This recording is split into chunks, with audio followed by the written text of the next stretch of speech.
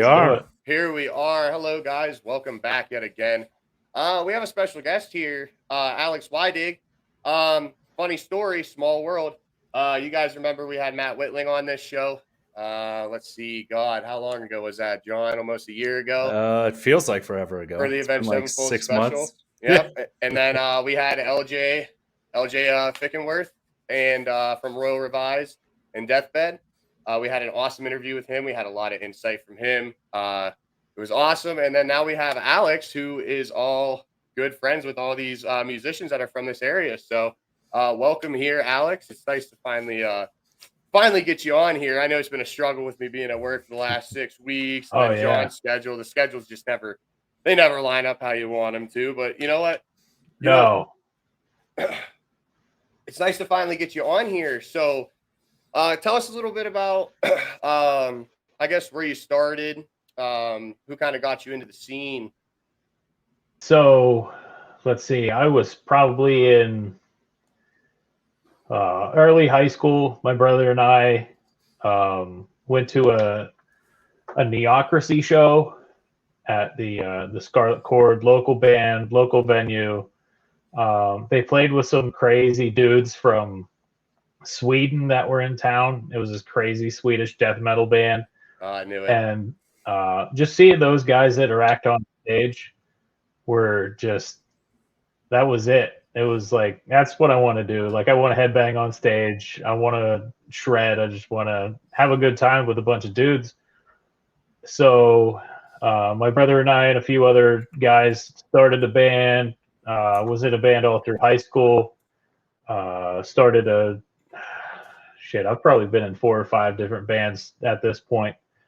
Up until recently, my most recent one before Feigning Existence, is project I'm in now, was He Who Creates, which was probably, if anyone was to know me from anything, it would probably be from that. We played a lot with LJ and Deathbed, Alex Shieldy and Takeover Soldiers, all those guys from around the Clarion area. We did a lot of stuff in Ohio with like the Party and Beheading the Traitor and all that stuff. So then I moved down to Pittsburgh about 4 years ago. And since then, I really didn't have, anyone to jam with or anything like that. So I actually started, just hitting up my old guitarist. I was like, hey, I got some stuff. I got some cool riffs. He was hesitant at first. And then I, talked to my old vocalist. I was like, Cody, let's go. Let's do it. Like, let's get back to it. He got pumped. And then I got Booth on board. And then I met Brandon, our drummer, through a mutual friend. And yeah, it's been a ride.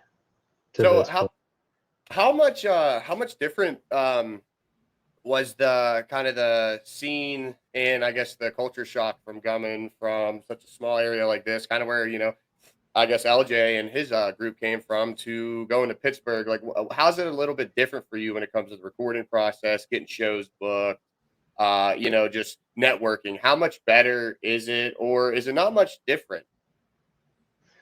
Honestly, we haven't played a full show yet. We're still getting our legs a little bit. But as far as like booking and everything like that, like the minute that we announced this song and dropped it, we had my old connections, our old connections from the He Who Creates days hitting us up like, hey, when do you guys want to play a show? So it wasn't too much different. As far as recording goes, we did everything in-house. So I recorded all my parts. Booth did all his parts. Bush did all his parts. And Brandon recorded all his at his house. And then he's in Nashville, like most of the time. He's a touring drummer down in Nashville. So he has a buddy down there who has a studio. So we did them there. They sound huge. But as far as recording goes, it was way different because we used to have to like travel down to Pittsburgh and whatnot to, get it done by someone else. And now we all have, recording setups at the house. we got a riff, we just throw it down real quick, throw it to Dropbox or Google Drive or whatever, and we riff on it, and we can work on it and chew on it for months at a time, and it's awesome. Yeah, that's honestly like the best thing about kind of this new technology. Well, I wouldn't say new; it's been around for a long time. But like the good things about the technology is that like you can just take a WAV file and then export it right over to somebody's drive, to Dropbox, and then you can put it into your own DAW and continue to like work on it and edit it. Or let's just say you add let's just say you throw on some lead guitar tone, and then you have this really cool idea for a rhythm. You're able to take that lead guitar tone and adjust it, and like just adjust it. It's like just so nice. So I bet that's a lot really awesome that you're able to do all that stuff in house, and I guarantee it creates a lot more. It makes you a lot more meticulous with how you want it to sound because it's yours. It's not someone else that isn't putting everything they got into the project or the music. It's you, so you know how you want it to sound. You can always work at it till you get what you want from it. And I remember when you dropped the track into the group chat we're in on Facebook Messenger, that you said it was, if I remember correctly, that it was you wanted it to be vocally driven, very vocally driven. Mm-hmm. Correct? Yeah. So I'm actually extremely excited to hear it. It was really hard not to listen to it, but then once you said, "Hey, would you mind checking this out?" I'm like, "Oh my fucking god, yeah, dude! I want to help all the boys out, get them on the show." Absolutely, man. It's a good time. So I got to ask, like, what were the what would the main groups kind of be that really drew you into the metal scene? Like, where did it kind of start? Back in the day, I mean, it's for me. I started out. I took a weird curve. We all had the weird bands that we listened to in school. So like, I was listening to like the new metal stuff with like Stained and Limp Bizkit and Linkin Park, and then having an older brother, he's eventually gonna turn you on to all kinds of weird shit. So we did Pantera, Metallica, Megadeth, Death. Just Death. It went deep. I haven't heard about them in a long time, so, man. Death, Opeth, oh God, Abigail Williams, Job for a Cowboy, Whitechapel. It went on, and it just progressed more and more and got heavier and heavier. And then I saw the Bleed video on Headbangers Ball for Meshuggah, and I was like, what is this? And that's oh man, that's a tough fucking rudiment. Even on your hands, that's a hard rudiment to play, let alone on the feet, man. Yeah, it's funny that you said Job for a Cowboy being one of the opening kind of I guess groups that opened your eyes to the metal scene or the deathcore, the death metal scene. I know Caleb Harmon. Yeah. So the first time I ever played drums, it was actually at his place. There was a bunch of people there. We were playing like Slayer, Rain and Blood. This is the first time I ever played drums. Like I could play on a Rock Band kit, and get 100% all the time. But when it came to playing on a real kit, I never got to be on one. It was that double bass Yamaha that you know about. It was left-handed, but I'm just jamming out with the boys. Yeah. Well, I remember he asked me if I wanted to like jam out and start making some music with him, and he was honestly the whole reason I kind of started drumming, because I played on the kit and I was like, holy shit, like these guys say I'm kind of good at it, that must be something, and I must have been 12, 14 years old at the time.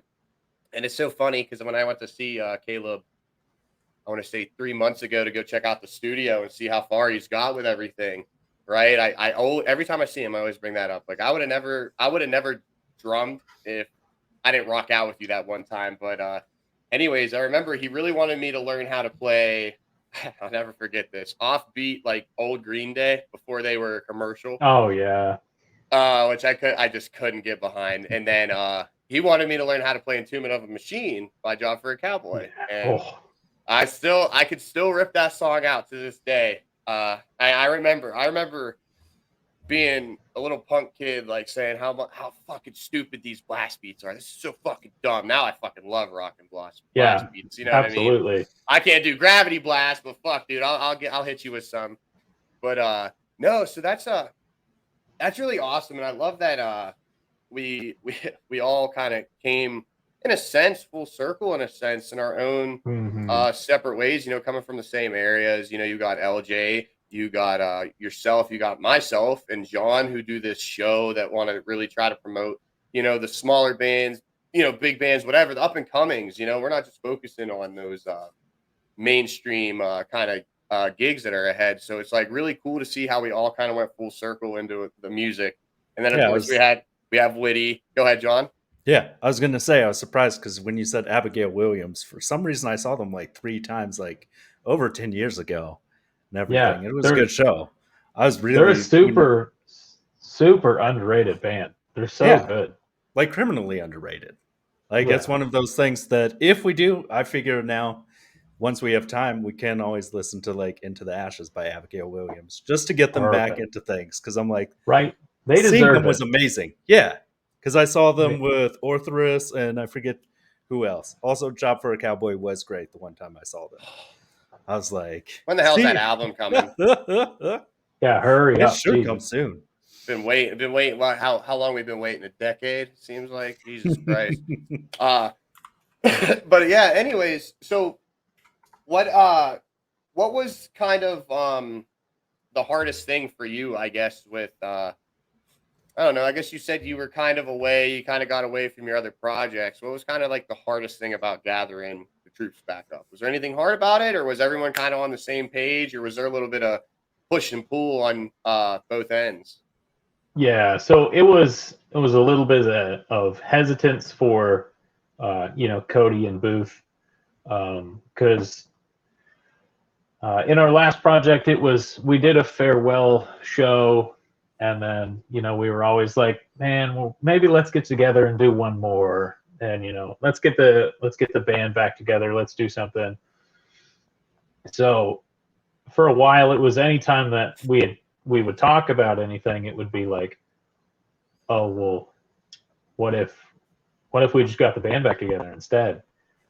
And it was, you know, it was push and pull. And then there was one night that I was just hanging out, just minding my own business, and my other guitarist Booth texted me, and he's like, "You still want to do this?" And I'm like, "Yeah, I've been waiting." Like, and then he sent me a whole bunch of riffs, and I'm like, "Dude, let's do it!" Like, so I sent him this song, and he's like, "Let's crank this one out." And then Cody Bush, my vocalist, he's like, I'm just send me the song, I'm ready to do it."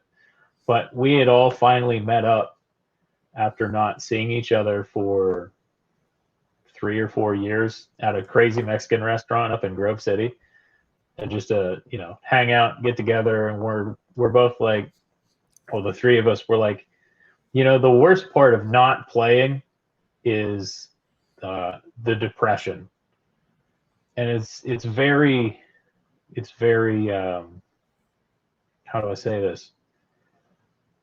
It's very niche, to where it's like you need this musical cathartic release on stage. You need to be with, you know, your brothers. You need to be, you know, giving yourself away musically to people, and, you know, just connecting with them on an emotional basis. And that was always our catharsis. Anytime something bad happened, we'd go play a banging show, we'd write a great song. You know, we had each other.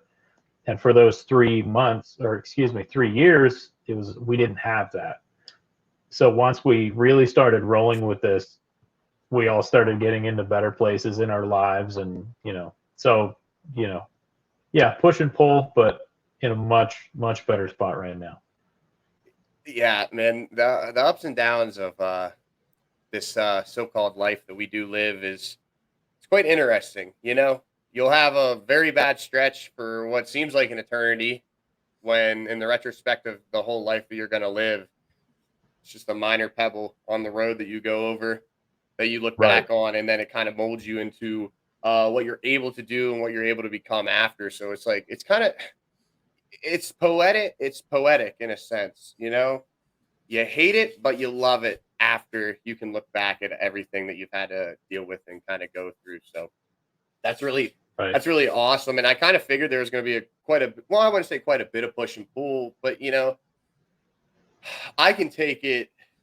I can understand fully from your perspective on where you're at with it because I've been in positions many times before where I've been all about getting something started, right? I've been all about it, but then every time we're supposed to get together or we're supposed to do something, plans fall through, and then you're just left there like, well, what the hell, man? Like, I want to do something with this. So, you know, you kind of just, I want to say you shell yourself away, but you're not Hmm. able to express your creativeness, your creativity, and, you know, do exactly what you said, have it impact other people to an emotional standpoint. And that's one reason why I love music so much because uh, the emotional aspect of it, the lyrics, the words, the melody that brings in such feelings. You know, one song specifically, just off the top of my head, that I'm just gonna rip out is like the Pain Remains. Uh, Yes. Pain Remains one by Lorna Shore when that first came out. Motherfucker, dude, I'll never forget it. You know, I was sitting on my couch and I heard that Lorna Shore came out with a new song, and I'm like, oh shit, I'm gonna check this out. So fully and dived into it, and I just hear it start. I'm like, oh, this is different. And then just you know, you get that build up. You hear the lyrics the whole time because Will's you can hear him very well. He enunciates Yeah. amazingly. And we get to that guitar solo right at the end. He says, "Where do you go?" And then it goes into that a beautiful solo by I can never say his last name, Damasio, Yeah. and the melody behind it as well was so perfect. And then you go into that fade out, and then it goes into that lyrics, "A world without you wasn't meant for me." Like I, I, I cried literal fucking tears. I cried Yep. like lip sucking in and out, like Yep. just, and that's what's drew me to music the whole time. It's never been the Hmm. sound. It's never been, I mean, to an extent it is, but it's always been the story behind it. And how can I, and you as a songwriter, how can you um, let someone else know that you've been there too? You know what I mean? Or how can Right. I have this Right. person break my lyrics down to resonate with themselves? And that's what's so beautiful about music and songwriting specifically, you know? Um, so I do want to ask, you know, because I can tell you're very emotional, you're very passionate about it. You know, I've seen it in the chat and just talking with you today.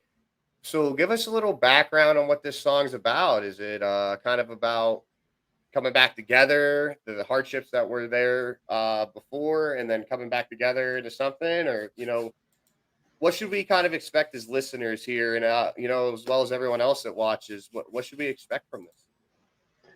So the whole kind of need the premise of the band to understand the premise of the song because it's all kind of interwoven.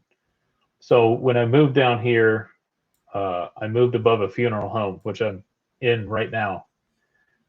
So I was sitting with my wife and we were talking, and one day we were just hanging out, having a good time, having a beer, and like we're just a few feet away, like vertically from these people who are downstairs, in the absolute worst time of their lives because they just lost someone, right?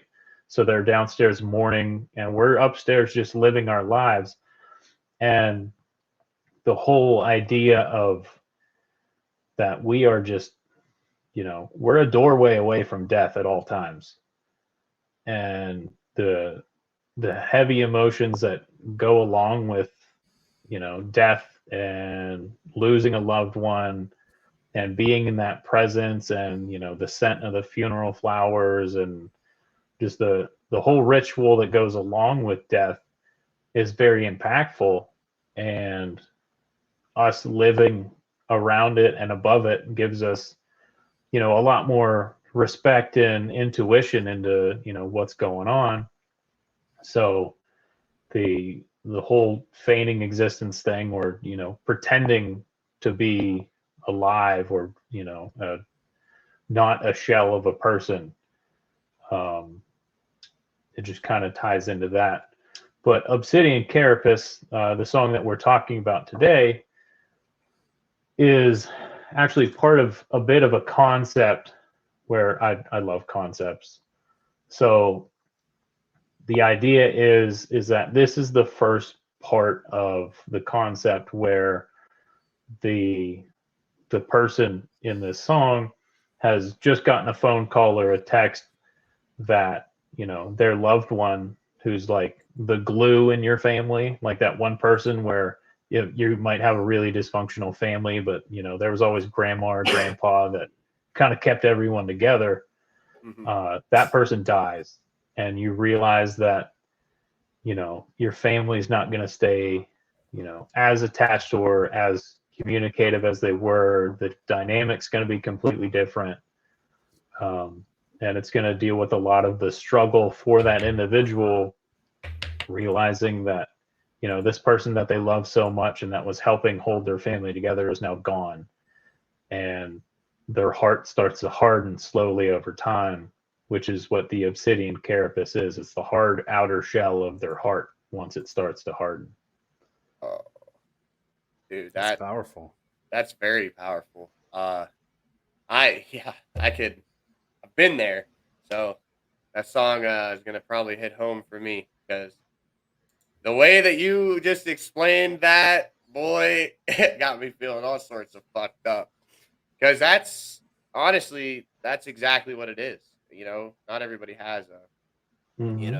that movie, that TV show, sitcom family. And we all do. We Right. all do No. struggle, right? But that's like, it's kind of like when we talked about wind chimes. Their music video, Yeah. where it's just nothing but, honestly, very not offensive, but scary, sad looking things that we all realize is happening every day, but we ignore until it's in our face. And then, we want to feel, you know what I mean? So that's kind of like the same kind of feeling that I feel like, how you describe the song is, and what I think it's going to be now, because God, man, you don't really know that feeling until you've been there. But Right. that was beautifully articulated by you, Alex. That was fucking, God damn it. Appreciate that. No, seriously, I poetic can't. as fuck. John, uh, you know, it looked like as if when he was explaining that kind of struck home a little bit for you as well. A Yeah, little it bit. is. Yeah, because it's very much like, yeah, loss is tough. Like it's really hard, It's and the it can worst. change like the whole trajectory of things and stuff. To just realize what is it Mm-hmm. like later on in high school. Like I lost the uncle that I was named after, and then my grandma shortly after. You don't.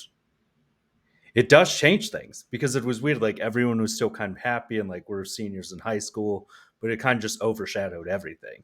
Yeah. It was like this kind of dark Right. cloud that just kind of follows you and everything. So it's interesting when you talk about that, the obsidian carapace of like that hardening of the heart. That because you do kind of like in a way, it's kind of preparing yourself for it to happen again and stuff. To Right. kind of Yeah. get used to it. Like it's almost bracing for impact. Like you kind of it's like putting Mm-hmm. on natural armor to be like can't feel this pain again and Right. stuff.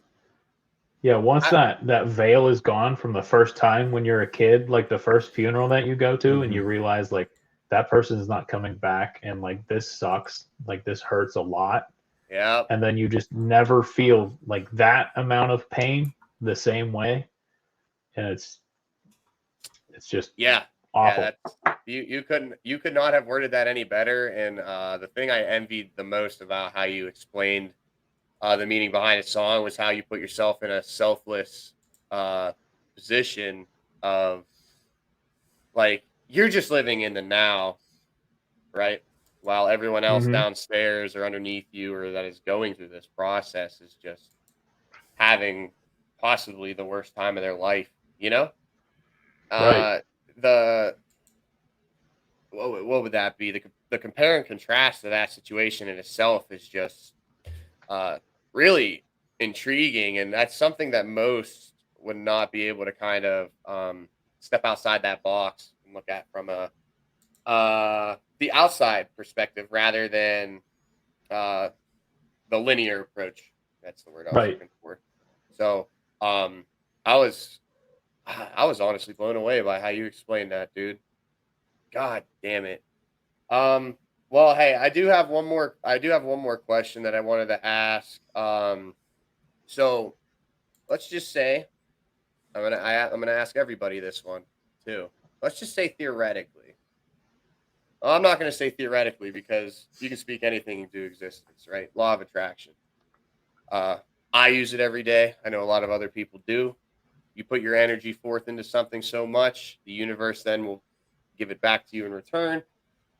It's all about energy, right? So let's just say that you get to go on a big tour, right? Who are you taking along with you?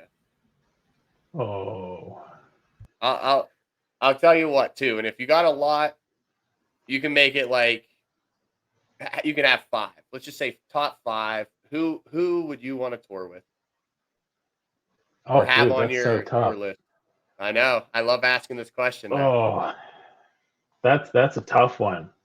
And it would have to be, man, I don't even know. It wouldn't even make sense. Like the genres wouldn't make sense together, but it would just be an awesome show. Doesn't matter. I want to Uh, hear it. so, Fit for an Autopsy, Meshuggah, Mastodon, huge Mastodon guy. You and Hibben both. Yeah, he's actually coming to my place Friday. We're going to go see them in Gojira, which throw Gojira on that list because they're just insane. Is that the show with Lorna too?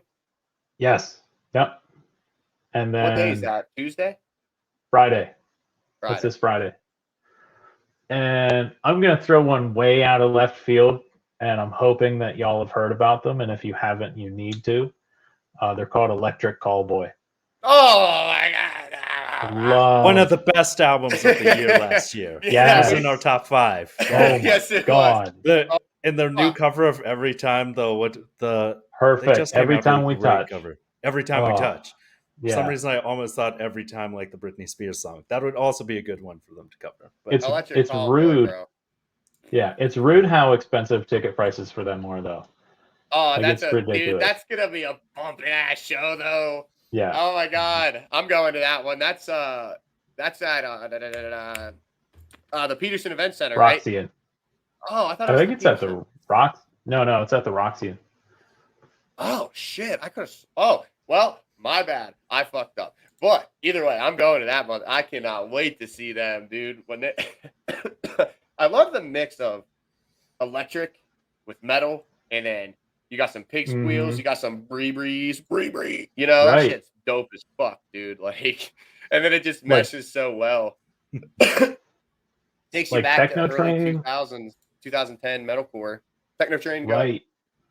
Yeah, Techno Train is like, to me, like their best all around. Like you get a little bit of everything, and then their heavier stuff like Huracan is just, in your face. The video is awesome.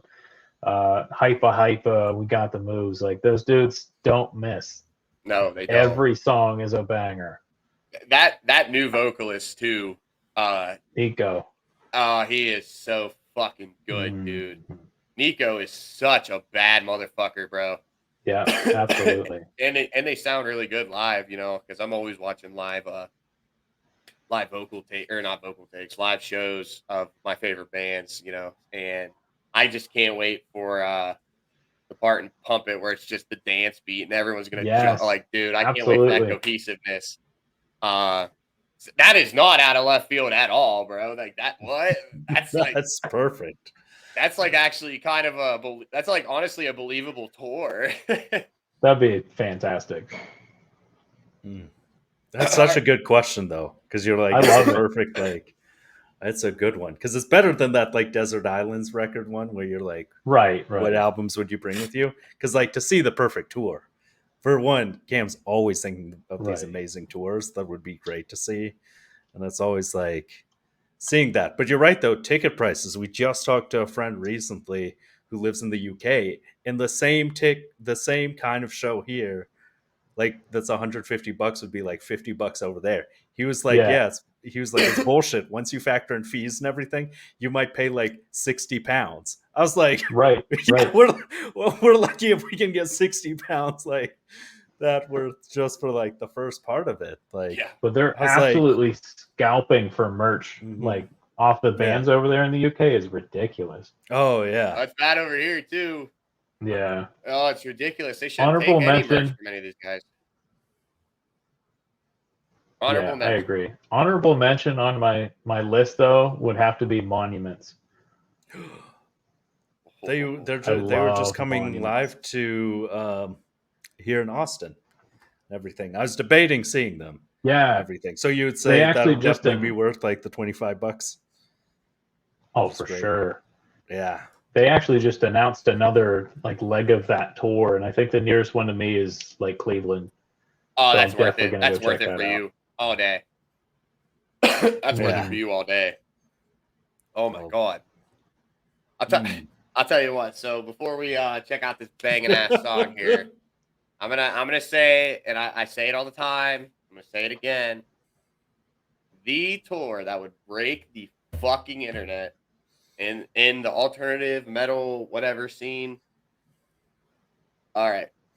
So Bring Me the Horizon, Bad Omens, Spirit Box, and then opening. And this one's a little slightly out of left field, but I want to say Falling in Reverse, bro. Because I know a lot of motherfuckers hate that guy, but dude, guy puts on a good show. But that kind of, I don't know how to explain this. So like you got BMTH is kind of on top of the world in their own respective sense. You know, not a lot of people like them. That's okay. That's cool. But we can't deny what they're doing is great. And then you got the two biggest bands right now, Spirit Box and Bad Omens and Metalcore or whatever the hell you want to call it, alternative. And then you throw in somebody as critically acclaimed as Ronnie Radke, and on that tour, you know, you have maybe a co-headline with BMTH and Falling in Reverse. Nobody's doing it like Ronnie over here in America. A Day to Remember lost the throne years ago, right after Bad Vibrations. You know, that band in America, in my opinion, used to be A Day to Remember. We no longer have that, you know, because we had kind of a blunder. Absolutely, on the last album. There's a couple good songs on it, but you know, those first, oh my god, we'll say 4 records for those who have heart. Oh yeah. Yep. Homesick, Common Courtesy, and What Separates Me from You. Those were all 10 out of 10 albums, right? And then we got to Bad Vibrations, and then, you know, the last one. But anyways, to me, they were on top of the world in America. Like they were the Bring Me the Horizon of the America, because they're huge in the UK. You know what I mean? Like, right. And like they're just one of those metal. They're like one of the only metal bands that have made like the top fucking 10 in all-time streams on Spotify. Like that's incredible when it's all flooded with a lot of, in my opinion, garbage. Like it's just incredible. So that would be my cool setup tour. John, before we go to listen, I want to hear yours now. That is a tough one. Also, for the record, Monuments is coming here to Austin for $18 October 3rd. So yes, I'm buying tickets. Because $18, right, like that's, I'm like, yeah, I'll do it. Added tickets to my cart. We got them. So perfect tour. Yeah, Electric Callboy is like 126. Yeah, no, that's the crazy part. Yeah, it would definitely be worth it. The dream tour. This is like, if we can make any kind of tour happen, we're talking the headliners would be Classic A Day to Remember. Because then here's a surprise one. Thrice playing Artists in the Ambulance, like just back to back, that whole album. Everything. Yeah, so they're so yeah, a Thrice playing at Artists in the Ambulance through the whole album. Electric Callboy, definitely. They would be on there. Oh yeah. And then this is This one's going to be really tough, but I'd say Currents, Era, Currents is fucking and good live. Polaris. Yes. Yeah. So is So Polaris. Yeah, so that one would be a tough one, but that's one of the special requests. And then also, if I could get them on this tour as well, Architects playing the orchestral versions of their songs, and then Bring Me the Horizon doing their orchestral versions. Royal Albert Hall. Yeah, the Royal Albert Hall. That's what I want. But every band doing that. Artists in the Ambulance reimagined. See, that's it. That's what I was gonna say. Like the tour that you were talking about earlier with Bring Me the Horizon, you do. It was for me, it was almost perfect. But if you did like Bring Me the Horizon, Architects, almost Bring Me the Horizon, Lorna Shore, excuse me, Bring Me the Horizon, Architects, Spirit Box, and then you had Sleep Token, you would not lose money at all on that tour. Yeah. No, you're right, but I agree with you 100%. But Slipknot's about to do some crazy shit here on their Knotfest tour in America with Sleep Token. I already know that. Right. They did it. They did it over in Europe, and Slipknot, as big as they are, they always do such a great job at bringing in small up and coming bands, and they're gonna knock that out of the park this year with Sleep Token. Sleep Token is gonna get booked on one of these U.S. tours here soon. Yeah, so that's another controversial thing I'm going to do, or not controversial, but another special request I'd have is Will Ramos covering the whole of "Take Me Back to Eden" the same way he did the Chokehold. Okay. Just like him doing that. That would be an astounding show to see. It's just him doing cool covers like that the whole album. Yeah, have my money. Yeah, so that's essentially the perfect. Or just have what? Have him perform with Sleep Token. Ooh, so have him perform with Sleep Token. So that's really like, okay. Both do Will and Vessel. Lorna, Sleep Token, Bring Me the Horizon. Y'all hearing this shit? Let's get the ball rolling here. Electric Callboy, all you guys, let's just start a fucking festival. We'll call it do it. The JPA. No, the JAP. We'll call it the JAP tour. We'll get canceled so fast. Right away. They'll be like, you can't canceled instantly. Little do they know it's an acronym. Might as well have Electric Callboy go by Eskimo Callboy again. Back in the day. Oh, they should have never changed. They gave into the culture. I know. They gave into the culture. Well, oh, man. Hey, you know what? We're all hype right now. Let's fucking check out our boys' song here. Without further ado, here we go. Live reaction. We are. Hypa.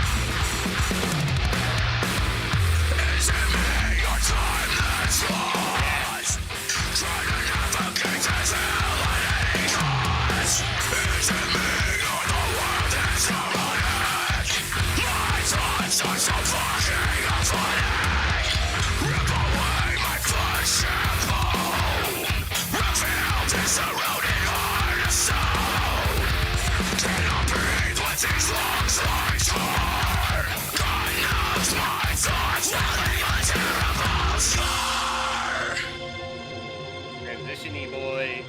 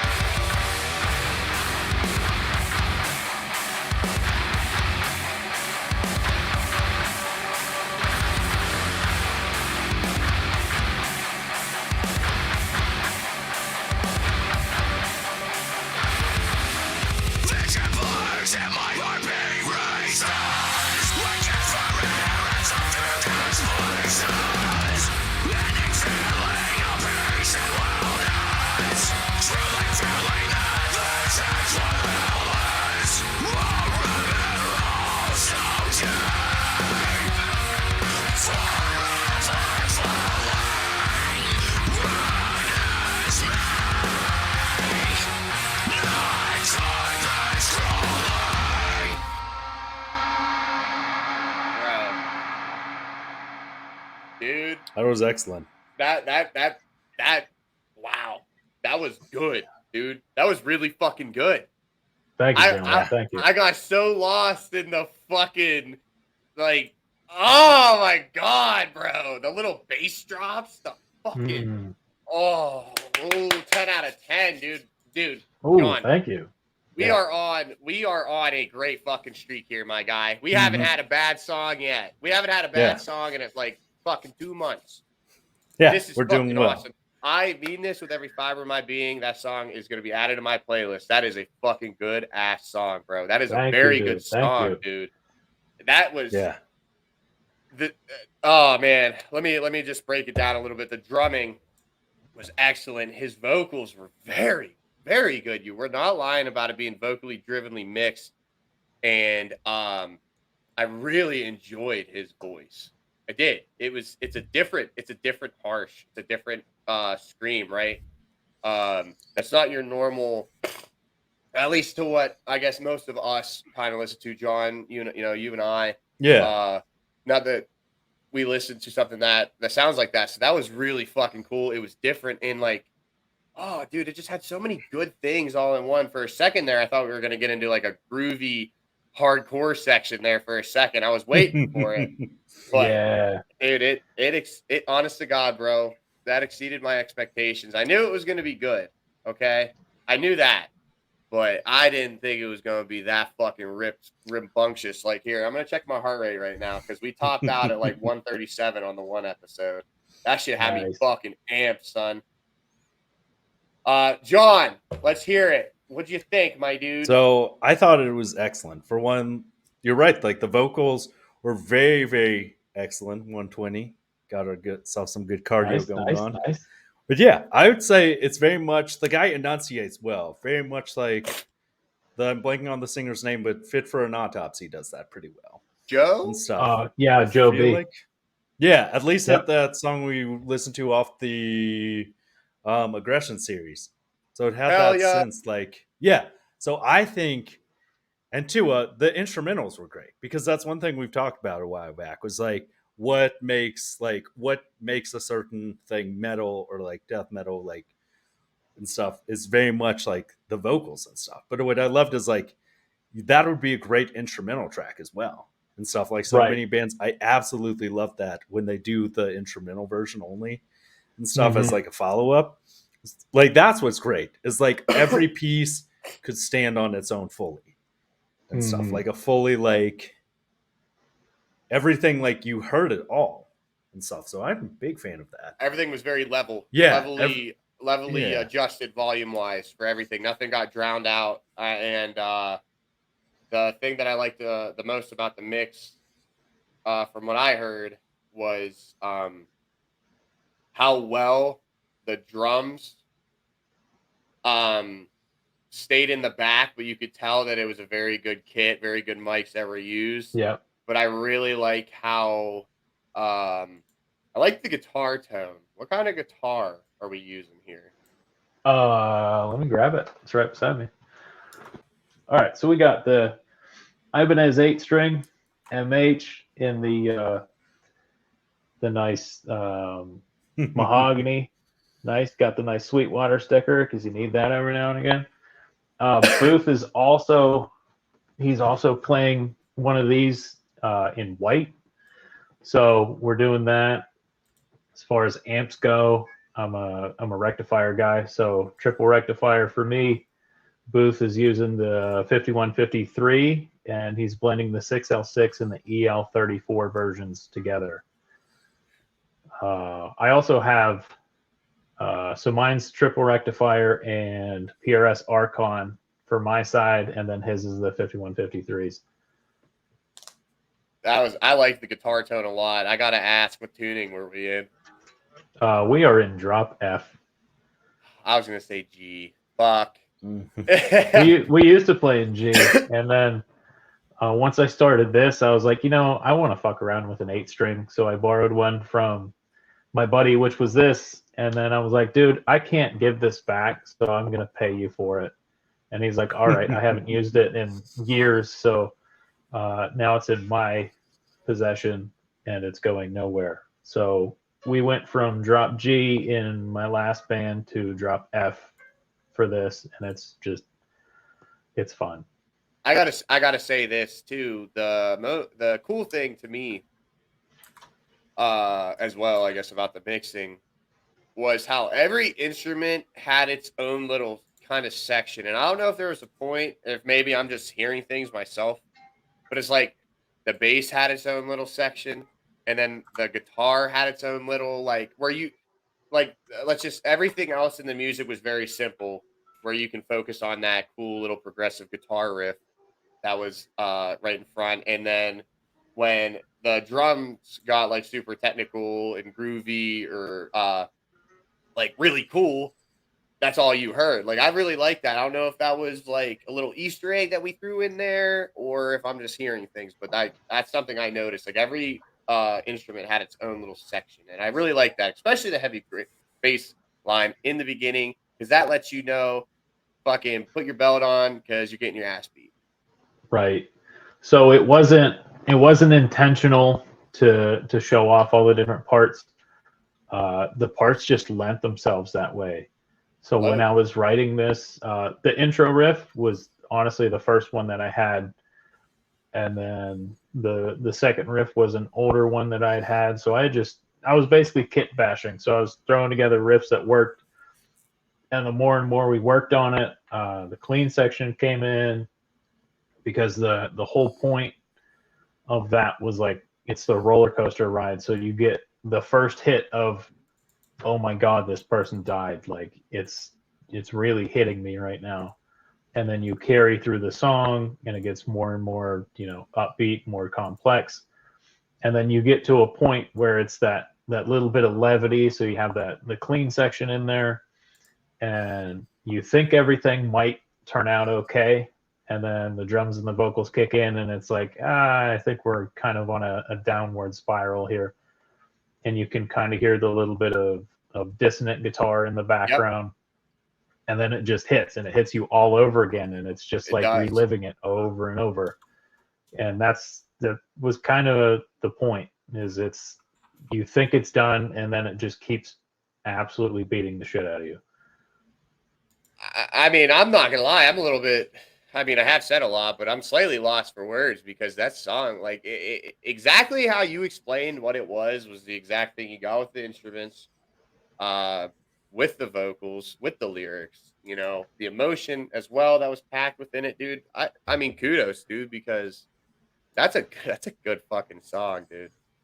That's one of those songs that we just need the right person to hear that shit, and you take off. Like, that's I mean that. That's a good fucking song. I fuck with that heavy, dude. I like that a lot, John. Yeah. Oh, it was phenomenal. I do yeah. It brought back so many memories, because years ago, there's a local band I really liked, Gifts from Enola. They just did instrumental stuff. Yes. It had very much that feel of because I knew a few of the guys from that, and saw them and stuff, and really loved their one album and stuff. But yeah, Gifts from Enola is super underrated, just very back there. So that's the nice thing, is it brought back tons of memories, because it is the best of so many different things, but its own, right? It all stands on its own and stuff. So that was yeah, it blew me away. I didn't know at all what to expect when Cam and I were talking about this. I was like, I have no idea. I'm not going to look anything up. I want it to be a surprise and everything, because I think oftentimes it's easy to kind of prejudice yourself about something, or to be here's what I think this should be and everything. Whereas yeah, you judge the book by its cover. Yeah. Whereas it's interesting when someone explains that and everything. Right. They're here's what I meant behind it and stuff. Yeah. That's excellent. The thing that I've always loved about music, especially concepts and concept albums. And the biggest thing for me growing up was Crack the Sky by Mastodon. That whole deep dive was just amazing. Like Braun finally coming to terms with his sister's death, and the whole progress throughout the whole thing, that hit me back in the day, and I've never let it go. And that's it, man. That's it. That's what's so beautiful about it. It kind of grabs everybody in their own way. You know what I mean? Right. Like I can always look back at what kind of gravitated me into it, and then I'm sure John is the same way. You know, we don't have the kind of same we don't get to do the same thing you do in a sense, but it's so fun because we get to appreciate it with you guys, right? The Right. artists, the fans, you know, just big fans here of something that, well, for me, I'll speak for myself that I would love to do, but I enjoy being a bystander and diving into the reasoning behind why, what, when, and how, you know? And Hmm. I like that a lot. That's probably my favorite thing. It's all about the connection at the end of the day that we have Right. with one another. And if we're able to connect with not so many people, we can connect with music. And that's always going to be there when My no one big else will thing, be. right, right. My big thing is uh, I'm past the point in my life where like I think I'm gonna get famous and I think I'm gonna tour the world or anything like that. Like the only thing I want is I want to leave behind a memorable impression that, it might not be the best music ever, but if this music is able to uh, connect with someone or help someone through a dark time or help someone get out of a dark time, or if this music influenced you in any way to, start music, be a better person, just anything like that. I honestly don't care if I get famous. I really don't.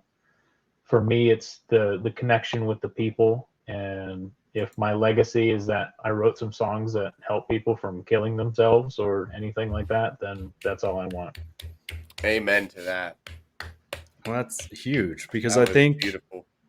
yeah, that's super beautiful. And the Cam and I have talked about that. It's like just doing something for the sake of doing it and everything. Like one of these things to realize, like, we'd want to do the show if no one was listening and stuff because it's that Right. much fun and it's that much like discovery. And it's crazy because you have such impeccable music taste. Like everything you described, as soon as you were like, Mastodon's Crack the Sky, I was like, that's up there with like now I'm just through a trip of memory lane of like Old Right. Baroness, like all this stuff that like just brought back a flood of memories. Like it's interesting to it's always interesting to see people's parallel journeys in a way. To be like Mm. it's because it's some of these bands of like seeing Baroness back in like late high school or early college days and stuff, like being able to like see all these things that shape that musical vision, but have it be its own thing. Like that idea of realizing that Hmm. I mean, for me, it's a big thing of like now, I guess, yeah, it would be 15 years since I graduated from high school. And some of these bands I've been listening to for 15 or 20 years now, solidly of like, as an Right. adult, like, I mean, as a young adult, like you're 18 or 19, but still very impressionable and stuff. And like being able to carry Yeah, that through absolutely. and stuff like that taste. And it's interesting, like, to have those feelings of like youth and stuff. And then it's interesting to see now this like resurgence of like, what is it? Seven Dust just put out a new album. So like the Yeah. new metal Yep. I Yep. loved back in high school and middle school is like that's coming back with a force. So it's like a Right. renaissance of music that I've just loved for decades now. Mm. And it's Limp Bizkit very with dad impressive. vibes. Oh yeah. Dude, So good. Fred Durst looks like a Mm. fucking baller, dude. Love it, dude. He looks better now than he did fucking 15 years ago, I think. Mm. Sounds God better damn. too. Oh yeah. Well, Yeah. um, John, I know that you're a little short on time. I think that was an excellent way that we could end it Yeah. on that note with Alex's beautiful fucking poetic words. This guy, if the way that he Mhm. articulates what he says doesn't tell you that he's a songwriter, I don't know what will. Because either way, guys, check that song out, dude. That song was the shit. Alex, Mhm. I appreciate I'm so glad that we got the chance to finally have you on. And please feel free to come back and ask to come back anytime if you want to just review with the boys, show off some new songs, always welcome. Friends, family, they're always welcome with Johnny and I. We love this show. We love having our passion bleed through as well as others that are passionate about other things, especially something as deep as what you're aiming for, right? So, John, is there anything exiting that you would like to end with? No, that was.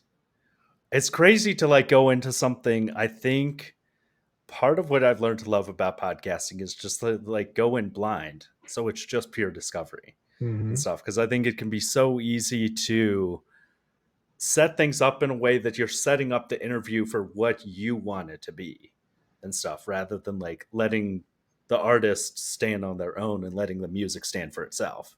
Because it's easy to like do leading questions to be like, did you mean for it to sound like this? Did you like, is this what you meant? Whereas it's like, yeah, very much at a loss for words.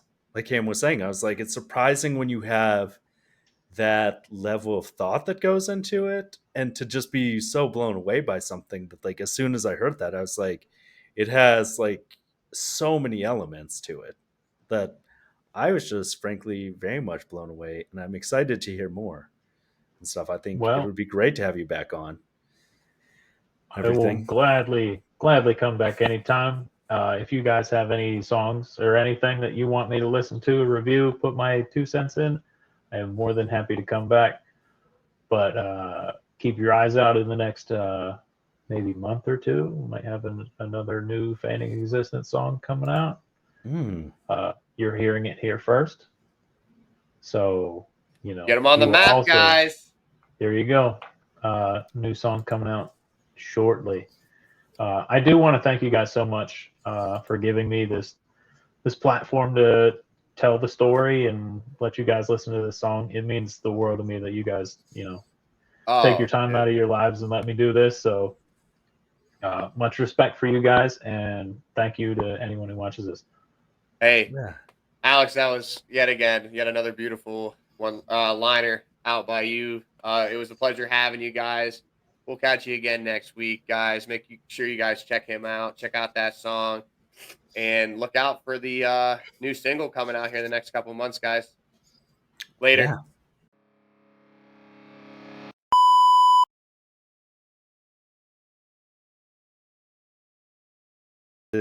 Here it is, Abigail Williams, Into the Ashes. Yeah.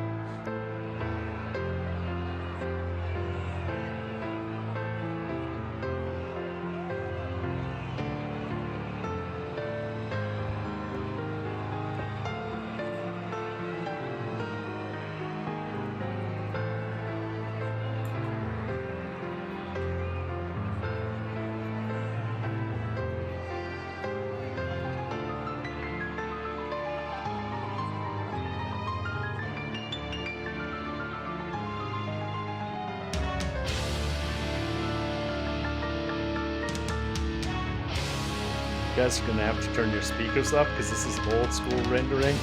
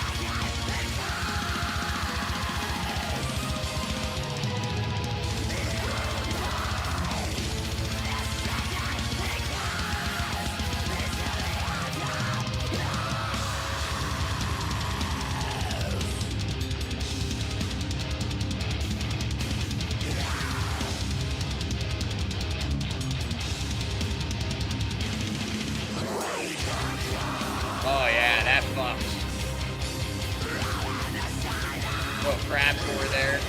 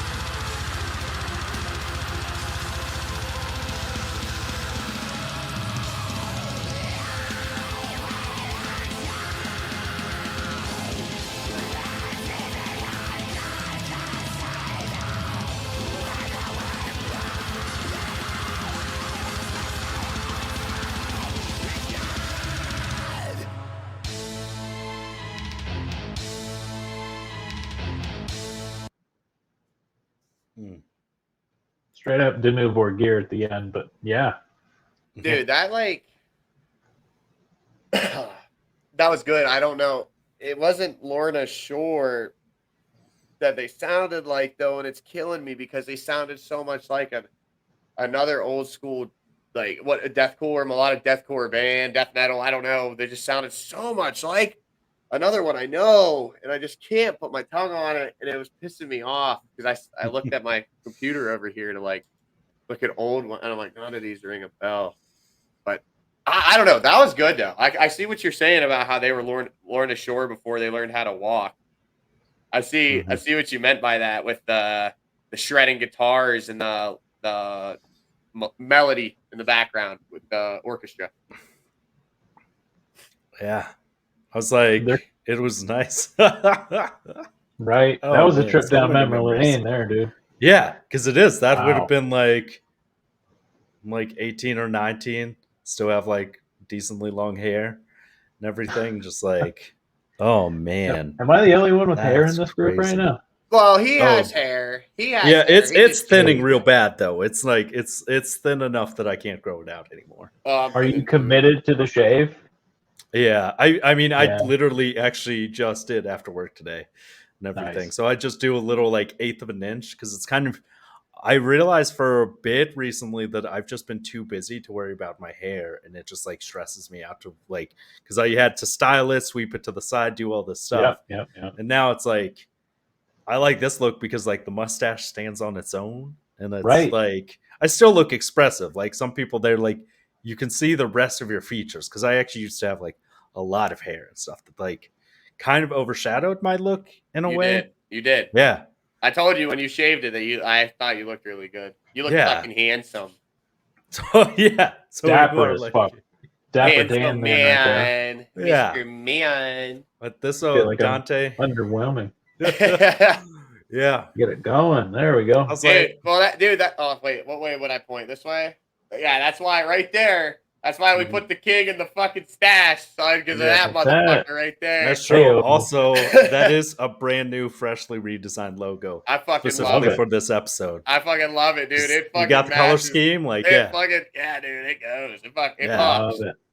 I didn't even know. I got the memo. I got the blue light over this way. I know. That's what I was surprised about. We all had like a blue light on one of our shoulders and everything. Dude, the blue looks so goddamn good, dude. Yeah. Oh, this. Like, yeah.